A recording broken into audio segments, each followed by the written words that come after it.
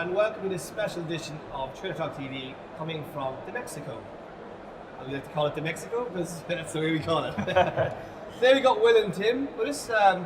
Gentlemen, thanks very much. We're going to talk about Programmatic Guaranteed today. But before we do that, can you just give us a quick overview of what you do at your companies?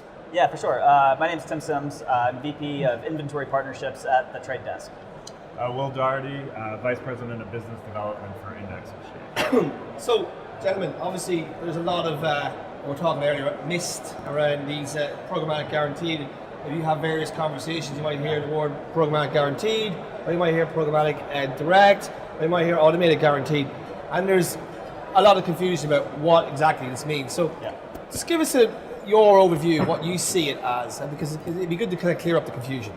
Yeah, for sure. I mean, I can go take it first from the buy side. So I think if you go talk to anybody who's buying inside the programmatic ecosystem, I think largely you have a ton of misconception around what all of these terms are. I think you have a lot of publishers and sell-side companies who have product names that sit on top of a lot of things that are really all the same at their core of what we're trying to achieve. Ultimately, on the buy side, we're really just trying to connect buyers with sellers. All of these terms and the terminology that centers around the guaranteed transaction is largely just created so that we can call it something. I think the primary delineation is between workflow, where I'm automating how most media has been bought and sold historically on an IO with a piece of paper transacted between a buyer and seller outside of platforms, and what happens inside of programmatic platforms, which is largely referred to as programmatic guaranteed. I think that's where the line is drawn, is between what's automating workflow and kind of automating paper, and what's actually transacting inside of platforms. Yeah, and everything Tim said, I would agree with. Essentially, we're in the business of taking those contracts between buyer and seller and moving them into the platform. Whether you call it programmatic guaranteed, automated guaranteed, it's sort of, that's where the marketing mist comes in, right? It's whatever flavor you want to say, but essentially the mechanism is the same, which is deal ID. But the contract that can be held between the platform on the buy side, the platform on the exchange side, ultimately that's what we're facilitating. So is this just a workflow piece as opposed to like a transformation of how your direct is actually sold? I mean, the execution there obviously is done via programmatic channel, effectively, but is the actual way it's sold, because obviously deals are done between publishers and agencies, or agencies and marketers directly. Is programmatic guaranteed going to change the way that's actually done? Yeah, I think so, because essentially what you're doing, whenever you do a traditional digital buy outside of your platform, it's completely disintermediated from everything you've been investing in from a programmatic standpoint. And it runs parallel to all of your efforts that are programmatic. What this is doing is it's a convergence. Now there's no type of digital media that you cannot buy from your platform. Right now, the only way to achieve scale previously was directly booked orders with the publisher that had to live outside of the platform. Now that with things like Header, we've unlocked 100% of that publisher supply, and the buyer is in pole position to understand what impressions they truly want and value, and make the right kinds of guarantees to that publisher in terms of what commitments they want to make. Do you think the process of the IO, the conversation, the fax machine, if you will, fax and IOs, is that going away? Are we going to have a UI on the Trade Desk, for instance, that you're able to basically buy programmatic guaranteed, and the actual execution is then done by Index on the publisher side? Is that the way we're looking at this? Because I'm just curious to see what the process is, because obviously you get a lot of companies who have built the UI and said, we're going to push this through, and it just seems to be a workflow mechanism where they push it into the ad server without any data, big sort of dumb buy the way you used to. Are we seeing a kind of a transition from the way it was sold and bought before? Yeah, absolutely. I'll just back up for 1 second to address the first question, which was, why is this different from IO buying when you bring stuff into platforms? And then I'll come back to the end state on this. So I think when you look at the way that most media gets bought and sold today in these traditional channels on an IO where publisher and buyer do that transaction, the tag is trafficked and impressions deliver. So there's no buy-side decisioning that's taking place. I think the world that we're talking about in Programmatic Guaranteed still retains that buy-side decisioning, where our role on the buy side is still to determine, I want to buy this impression, not that one. Then the rest of it is just terms between the buyer and seller. And those today may still take place outside of the platform. So an agency buyer and a publisher may still have a conversation about what the terms of that deal might be. But the execution is going to take place in platforms. Long-term at in-state, I think a lot of that can take place inside the platform. So you can imagine a world where a buyer is inside of a DSP platform, tries to understand what's working inside of the open market, then upgrade that to a deal and be able to transact that through API connections between our platforms and proposals and deals coming back into buy-side platforms from sell-side platforms where there's less conversation taking place offline and more of that transaction happening online to strike the deal. But today it's still taking place offline. Yeah, I would agree. I would say one of the things that we're eager to kind of solve, and we've been working with a number of our buy-side platforms like Trade Desk, it really comes down to two pieces. There's discovery. So based on the available inventory that I see today that the exchange is signaling to me, how much of that audience do I want to purchase? And then the execution. How do I do that through the platform? So I'd say we're rapidly heading into a place where that can be done. Do you think it's going to be, because obviously we're talking about PMPs and but they've been sort of a minor hit. They haven't been a huge success. Some probably say it works, some say not. And the reality was that PMP is actually a guaranteed price for certain inventory, right? Yep. But effectively it's not a guarantee itself, right? Right.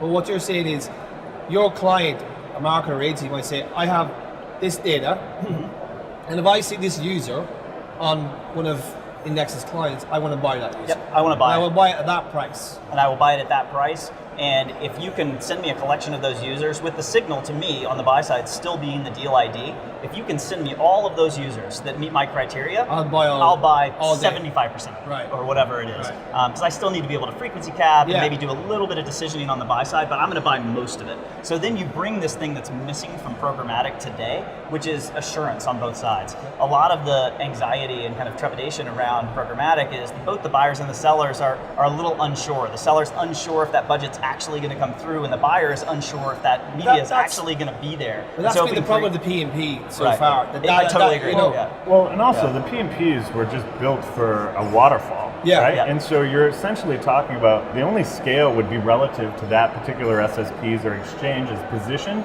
within that publisher's waterfall. So it wasn't a view at your audience across this publisher. It was your view at how much of your audience fell to that exchange within that publisher. Right. So you're talking about a really finite amount of inventory, and then you're trying to velvet rope one smaller section of that off. So a lot of times private marketplaces within that setup, when they work, it's great, and when they don't, they don't, and that's why it's kind of proverbial, like everybody just throwing shit against the wall and seeing what sticks. Right. Unfortunately, that's been the state of things. Now with Header, we do have the opportunity to actually create a scalable relationship between the buyer and the seller, because they're looking at their entire audience, not just some small segment that made its way down the waterfall to that exchange. So the interesting question is pricing, right? In direct deals and sort of a programmatic guarantee. What's the kind of difference there? It's quite interesting because, like, you have trading deals and you sign deals with publishers and you're buying guaranteed for Christmas or for whatever holiday it might be. How does that change, or how does that change that relationship? The pricing on the media? Yeah. I mean, I think it's going to depend, agency to agency, publisher to publisher. But by and large, I think if you're an agency and you are able to activate data and make decisions on the media, that's a very different buy than just trafficking a tag in an ad server with publisher-defined data. And so if I'm able to activate data and decision using my DSP platform on the media while still preserving that guarantee, there's an argument to be made that CPM might be higher, and that's good news for publishers, I think. Because I'm paying for the right to say no. It feels to me like this is an always-on buy, right? You know that's your audience, and you want to buy them every day of the week, right? And that forecasting around that might be difficult for publishers. You know what I mean? One week you might get, a lot of money, and next week you might get not as much. Well, that's why win rate ends up becoming a really crucial metric for publishers, right? So if you're seeing everything and you're actively bidding on it, but your win rate's historically low, you might not have the priority that you've negotiated with that publisher.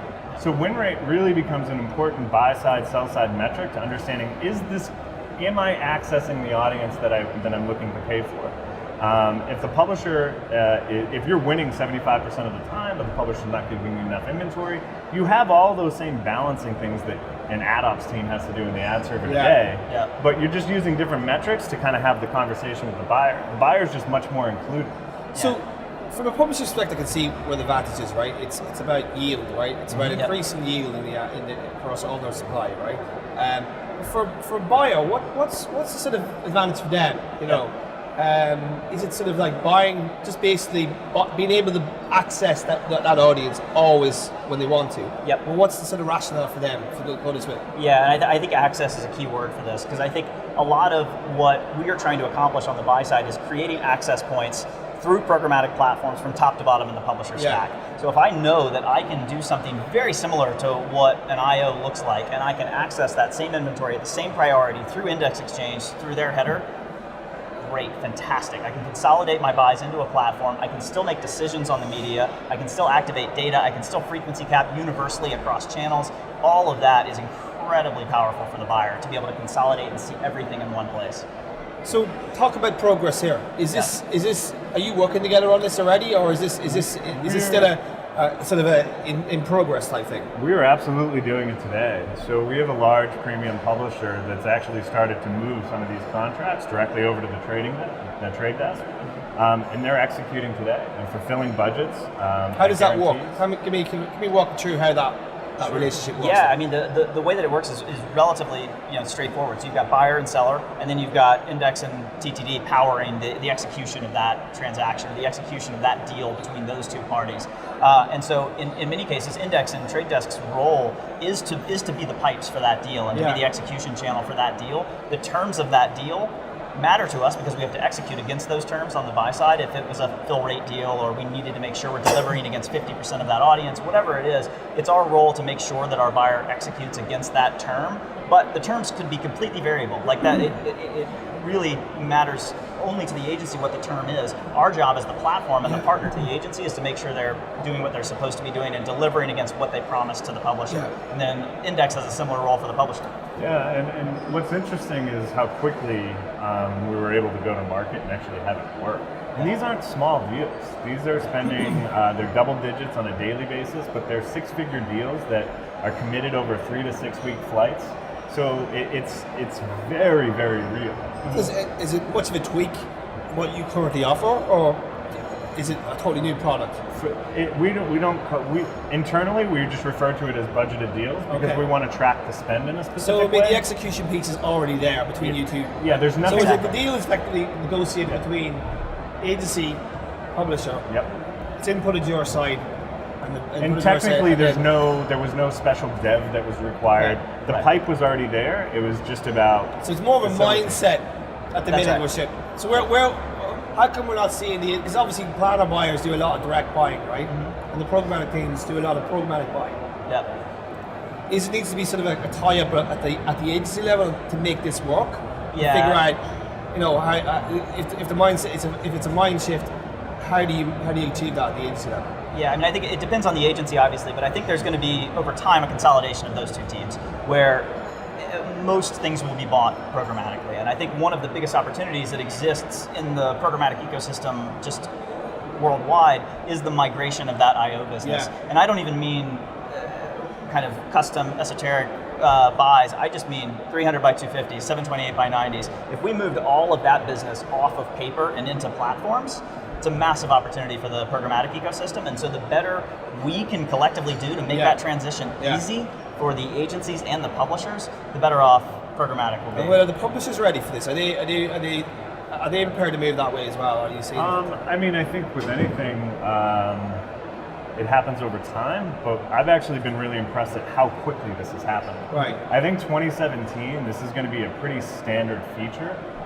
across the market because the tires got kicked this year, the money got spent. We've sort of proved the efficacy of what can be done. And now next year is going to be about scale and sophistication around these kinds of buys. Yep. Well, I'm looking forward to next year because next year we get a whiteboard and we can see how it all works. Absolutely. Exactly. Dollar signs and euros and pound signs. Gentlemen, thanks very much. All right, thank you. Thank you. And that was Trader Talk TV. We'll see you next time.